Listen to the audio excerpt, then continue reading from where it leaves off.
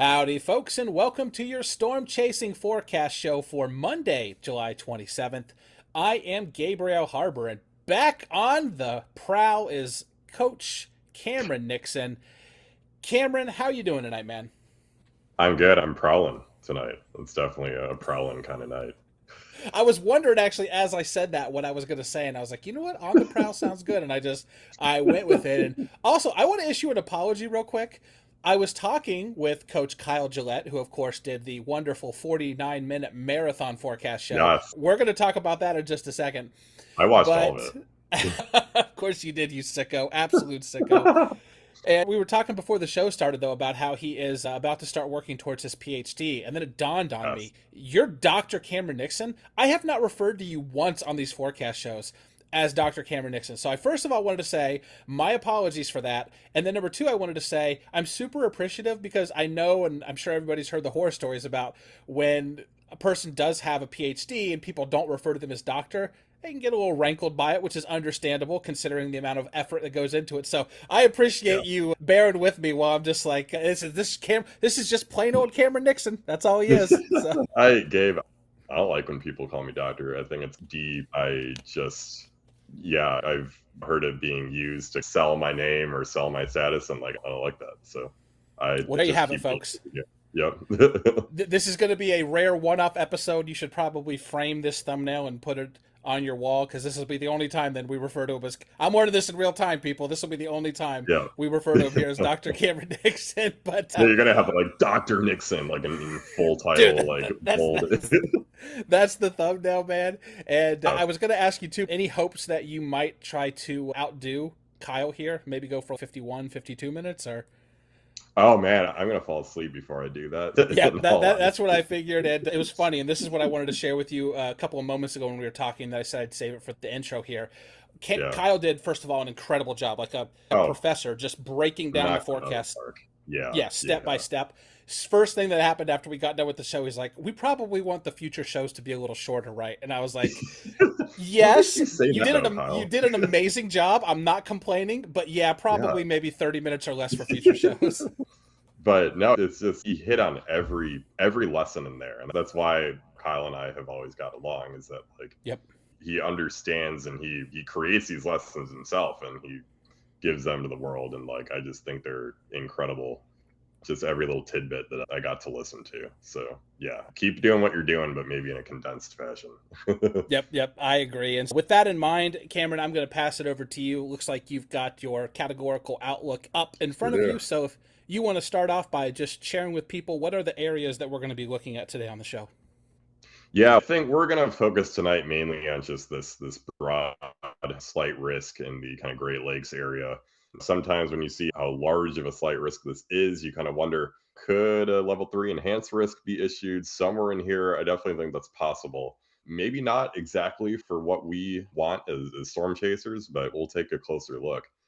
So as has kind of been the pattern for a couple weeks now, this is kind of starting to get boring, honestly. Maybe zip 10 seconds into the future if you don't like this, but we still have this pesky kind of northwest flow over all the Midwest. Obviously, we have that really large high pressure ridge and then another kind of high up here or low pressure up here. So we get that kind of jet kind of funneling through here. And it's again pretty strong. We have some pretty strong deep layer shear. And so if you go a little bit lower, though, this is where you can start to see a couple details. One of which is going to arrive very early in the morning, slash has already arrived, kind of traversing through the area. This is a little shortwave associated with kind of the late night convection that is probably ongoing by the time that you're watching this video. However, behind this, we have a little bit of height rises and then falls again as you get this next kind of short wave to come through and a jet like feature. So this might be a 1-2 punch. Maybe you get some early storms that perhaps might overperform. And then we're kind of left to pick up the pieces, whatever is kind of left behind the subsidence from that previous system.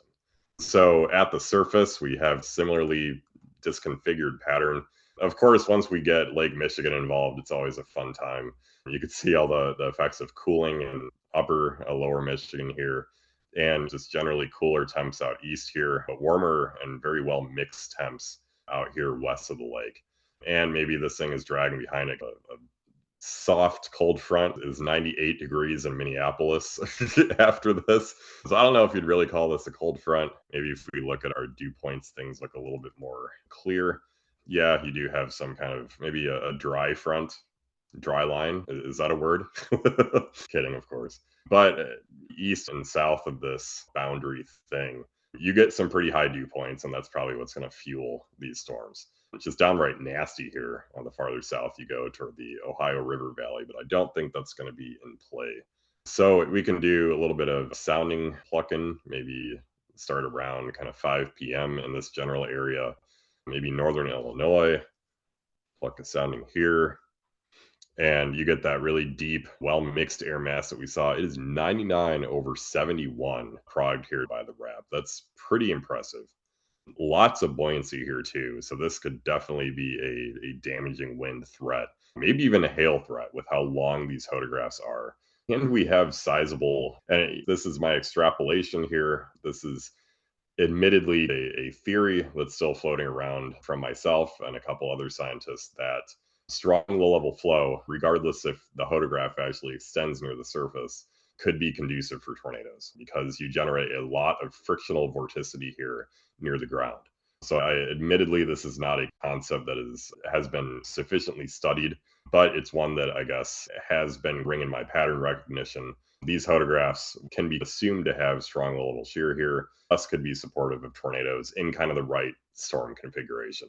Now, do I think that's going to be overly likely with profiles like this? Perhaps not, but we can pluck around for some other, maybe the NAM looks a little bit more optimistic. Not that this isn't already. But maybe we can go up toward the lower peninsula of Michigan. Very different story here. I don't like this at all. This looks a little bit contaminated. Maybe something like this might be a little bit better. I've definitely noticed, and this is a life lesson for everyone here, that the wrap is very easily convectively contaminated. I don't know why that is, especially because there's no kind of convection around there. But if you look at the precip fields on the wrap, very often you'll have these expansive fields of precip that lead to this convective contamination. But this is a pretty impressive sounding. 89 over 76. Look at all that low level buoyancy here. And you don't exactly have these stupid low LCL grungy looks to these soundings either. They're pretty dry above this. And look at these photographs. Really strong cloud layer shear and really strong low level shear. So would not entirely surprise me to see tornadoes given the right convective mode, which is definitely going to be in question. Maybe we push a little bit later toward 8 p.m. We can pluck some Illinois soundings again. Maybe our stable layer sets in. This would actually be a ripping structure sounding. If you get some kind of MCS later on in northern and central Illinois today, that's a pretty awesome sounding for structure. Nice or huge cape, obviously, but really dry air aloft and near the ground. You can get these really strongly forced laminar looking shelf clouds. So I'm already starting to get hype about structure, especially out west in Illinois. Maybe eastward in Michigan, maybe less so structure, but perhaps a tornado threat up there, maybe some hail threat too. It's hard to tell exactly. This is those kind of weird soundings where we're saturated all the way up to these elevated levels. We might get some elevated convection up here, and this is a signal that I was seeing in the cams too. Excellent analysis, as always, Cameron. And before we go any Thanks. further into some questions I have for you, wanted to remind folks about two awesome things that they can access right now. They're both down in the description. First is the Weatherfront link. You see it up on the screen. You're watching Cameron actually use it. He's bobbing and weaving in between all these different parameters he's got pulled up. And Yes. I'm sure you're thinking the same thing that I did when I first saw this, which is this is the hands down bee's knees best tool that I have ever seen for making a severe weather forecast. So if you want access to that, link in the description. And then also, we very humbly ask our channel membership now down to $3. If you're on iPhone, they take a cut, so it's actually $4. But we very humbly ask, if you're appreciating this content, just consider supporting the channel by clicking that join button. You also get access to some really awesome perks, lots of Q&A sessions with all of our coaches during live streams, and a special channel we have on Discord. And you get access to bonus videos 6+ months before we release them to everybody else on YouTube. So appreciate if you would give that a look as well. Cameron, I have a couple of questions for you. One of them is dumb. Yeah. Arguably, both of them are dumb. But when Okay. you were talking about your personal theory when it comes to the frictional vorticity, does this Yeah. have anything to do with the streamwise is crosswise all as one? Because I just remember talking to you back in the day about that. And given I have a little bit of a penchant for Eastern philosophy, everything is one, Buddhism, that sort of stuff, it really tickled me when you were like, all vorticity is one. And I was like, that's it right there. That's it. Yeah. Yeah. It is and it's not also. I can say with regards to that front is it doesn't matter if it's streamwise, crosswise, whatever. There have still been some interesting studies out of OU. Some kids that I vaguely know here are for their masters and PhDs. They're finding that in real life supercells, they're measuring kind of the boundary layer vorticity and rolls of these storms. And quite often, there is a large degree of crosswise vorticity near the ground that is being reoriented into streamwise vorticity in the vicinity of that supercell. You have obviously really broad, sweeping, kind of circulating flow in kind of the inflow region of supercells, and that can actually buckle and reorient these vortex tubes to become more streamwise, no matter how crosswise they are near the ground. I don't think we know enough yet in a forecasting sense how much that matters. If we see purely crosswise vorticity here, am I going to say there's a strong tornado threat? Probably not. I'm definitely looking forward to these studies. What I think I'm just curious about is that, and again, there really has not been much literature on this, but tornadoes source a very large amount of vorticity from very near the ground, especially once they've formed, right? Maybe this vorticity further up from half a kilometer to 3 kilometers.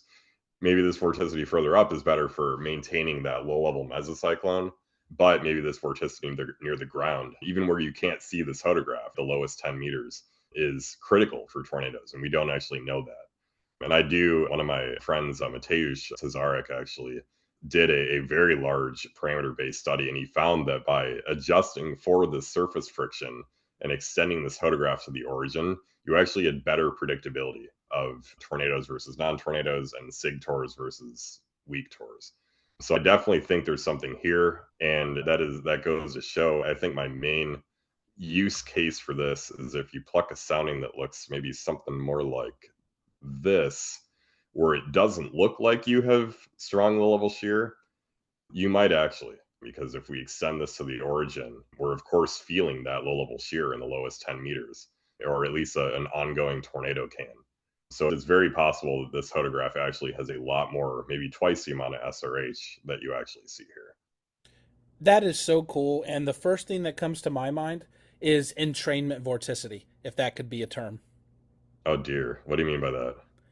Okay, so if you have this crosswise vorticity at the ground that's kind of getting rumbled and tumbled around and reoriented into the Sure. updraft as streamwise vorticity, would maybe the possibility or the ability for that to happen be parameterized with something that would be called like entrainment vorticity? How much potential is there for crosswise vorticity to be reoriented at the surface into Yeah, yeah, streamwise vorticity?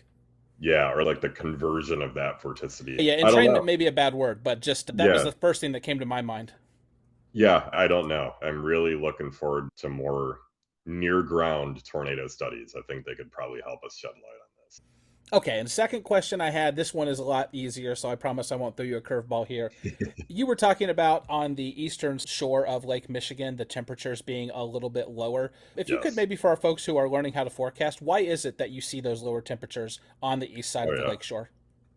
So you see the lake is colder than the ground. And that's kind of what starts this whole thing. And it depends, especially in these summertime setups, it really depends what your background flow is like across that lake.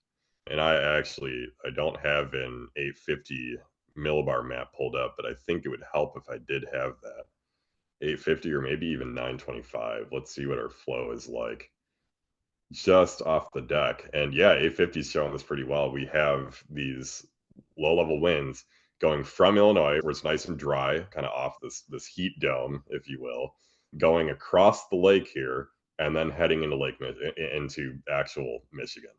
And as these winds traverse the lake, they're going to cool off because, of course, that lake is cool.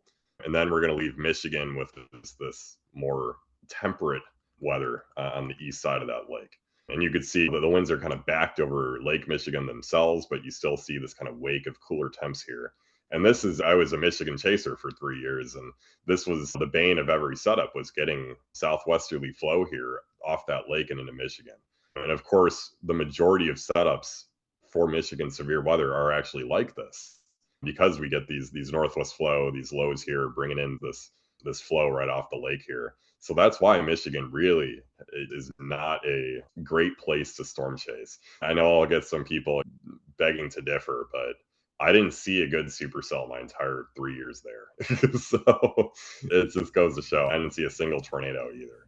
And this is just a huge reason for this. Now, if you go south enough, one thing that happens during kind of the early season is you do actually get this southwesterly flow that just makes it around the lake without cooling off. So you'll get a more unfettered air mass here. The tornado in southwest Michigan, that EF3, I think it was, earlier on this year, is a perfect example of that. Like, this is kind of Michigan's tornado alley because the lake doesn't ruin it. Awesome explanation, as always. Really appreciate that. I'm sure the Yeah. audience will as well. And now Thank we you. head into everybody's favorite portion of the show, Cam versus Yes, Cams. Tee it up sir. for us, my man. All right. We're probably going to have varying degrees. Let's actually look at just how cams are performing for this morning. Let's say you're looking at this at 10 a.m. Her has a massive kind of windbag storm in southern Wisconsin. And if you remember me saying I wouldn't be surprised if there was an enhanced risk later on, this is kind of what I'm referring to. I think we could have some pretty robust overnight convection that we don't necessarily care about as chasers, but we care about how this recovers. Look at the RFS, a different story. It shoves most of this SES activity up into Michigan, but maybe has some more kind of clusters down here that could kind of persist and make things worse. RFS V2 is much more quick with this kind of evolution, so this might actually be more of a higher end scenario later on. We'll have to see. And then NAM is just a total outlier, showing whatever this is, extending however far south this is. So as you can see, there's a lot of uncertainty today. We have our general forcing mechanism coming in, but just the degree to which things could actually pop later on in the afternoon is very much in question. I would think with kind of all of these solutions here, my bets would be against Michigan recovering and producing something interesting for chasers, just given the amount of recovery we would need behind a system this large. And I'd be more so kind of focused on the Illinois to Wisconsin corner. But let's play out some of these cams, see what they're like, maybe even plug a couple soundings for them. And her does not have a chase date. So sorry, people. Stay home. That's kind of dismal. Maybe we can pluck a couple soundings to see why that might be. And yeah, I don't know. This doesn't look particularly great. Nothing really saturated here that could get you convection very easily, and also very dry loft. So I could definitely see why maybe the her struggles here. Maybe in Michigan, you get some elevated storms north of whatever air mass recovers. Definitely looking kind of sketch for storm opportunities up there too. But this is just one model, and this obviously kind of wipes it clean with that MCS early on. RFS, that's the RFS. Maybe the V2 is a little bit more trustworthy. Has some semblance of supercell activity later on in the afternoon. Maybe we pluck a sounding here around Madison for you Wisconsin chasers. We don't actually have point soundings for the V2, so sorry about that. But I'm expecting kind of a similar deal, maybe a little bit high LCLs, especially the RFS struggles with boundary layer moisture too, but strong enough deep layer shear that we could probably get a fairly long-lived supercell if one popped along that boundary that we were talking about earlier. Maybe we look at the NAM, see how that's after that massive blob. And it looks like it really tries to, but again, just completely different locations. NAM probably a little bit slower with the progression of that front like it usually is. Maybe out ahead of it, we can pluck a sounding or two. Just huge variability in these soundings, just very chaotic. This is absurd. I don't know what this is. Huge cap, stupidly dry air. No wonder the NAM doesn't have convection along here. So a lot of this is really going to boil down to what it's going to be looking like later on this afternoon, how we recover from these storms, and how likely it is that this boundary kind of initiates. Remember to check out those links in the description below, and then watch another video.